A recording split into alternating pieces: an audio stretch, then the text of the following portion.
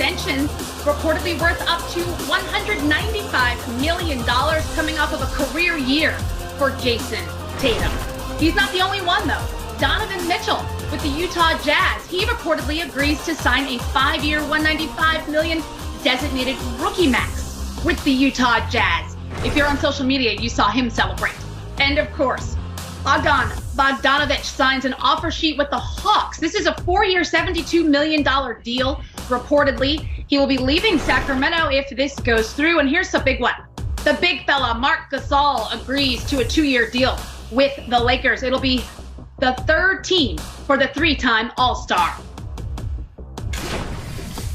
Hey there, everybody. I'm Stephanie Reddy, and welcome to this free agents edition of Game Time. I'm joined by Steve Smith, All-Star champion, gold medalist, and Tom Penn, former NBA executive. Gentlemen, we'll get to you shortly, but we want to get right to Jason Tatum. Jason Tatum has secured the bag, as the young fellas like to say. He had a terrific season, career highs, as I mentioned, with points and rebounds coming off of 23 points and 7 boards is what he's averaging. Everyone knew the ceiling was high for Jason Tatum. You can see the 5-year extension. Is it worth it? Is it not worth it? We'll hear from you guys, of course, as we see what's happening with the Boston Celtics. Are they back in the hunt? Reported free agent additions by the Boston Celtics. Tristan Thompson, 2 years, $19 million. And of course, Jeff Teague with a 1-year deal. It changes what these Boston Celtics look like as we welcome in the gentlemen. Steve Smith, let's start with you. The Celtics, do you like the way they're looking now? Yeah, for sure. I mean, you start off with Jason Tatum. You said it, Steph. When you start to look at his numbers last year during the regular season, obviously it was abrupted, but I would look at 23 points and career highs.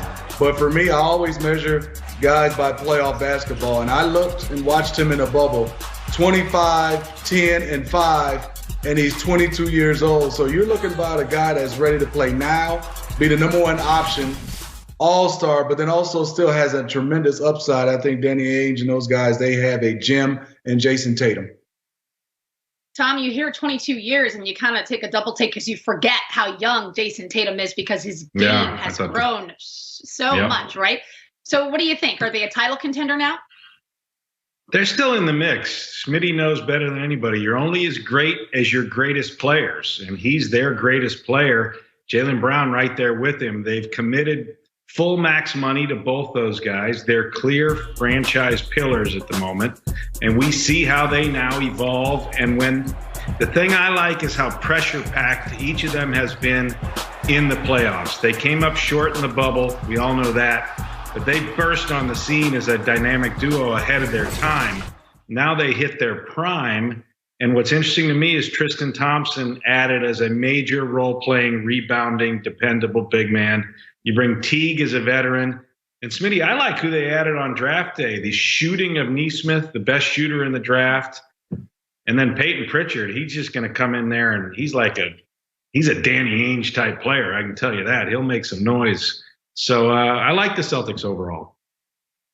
I love it. The Danny Ainge reference for all the young people out there. Check it out. Get some video and you'll know exactly what Tom is talking about. A Danny Ainge type player. All right, let's move on to Donovan Mitchell with the Utah Jazz. As we mentioned, he also reportedly is going to be signing a max deal. Donovan Mitchell had an explosive offensive output inside the bubble, especially for the playoffs. Also coming off of career highs for points, assists, and rebounds, Donovan Mitchell is. He had 50 or more points twice just in the playoffs, guys. Donovan Mitchell, the explosiveness of his game went to a whole nother level. And here's the proof. Performance when it counts. He came out to play in the playoffs. You take a look at that left-hand column. That's the regular season numbers for Spider Mitchell. Playoffs on the right, and you can see a leap. It's not just the points. It's every single statistical category across the board. Donovan Mitchell showed up and showed out. Steve Smith, what are your thoughts on this reported deal for Mitchell? You know, Tom Penn has been in this situation signing players. If I was the Utah Jazz, I would have signed him right after the bubble. I mean, there's no way. I mean, I know it might have been illegal, but I'd have had that contract slid under his door just like a hotel bill.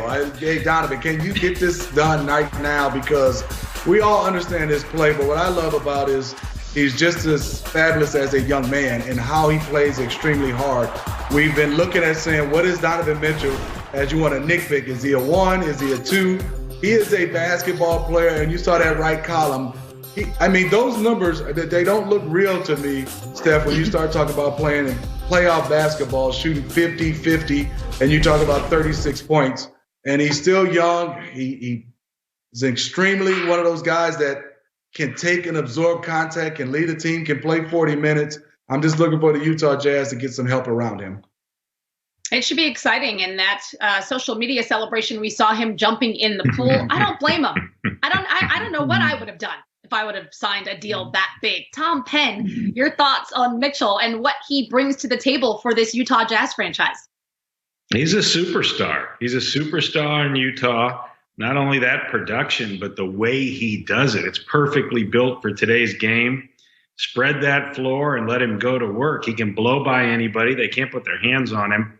And an explosive finisher, a clutch performer, and the character Smitty mentioned, just exactly what you want in Utah to build around. So you got Gobert down in the middle, and then here comes some, reinforcements. Derek Favors coming back, and then playing a little defense, maintaining Jordan Clarkson. That was really their top priority, their top signing. So when you look right down that roster, what you see is a very similar team from the year prior. Add Favors' size, and then add another year of experience. They were right there in the mix, and the way the season got all jacked up with Rudy Gobert and his role in the shutdown, and it was very disruptive. It had to be very difficult.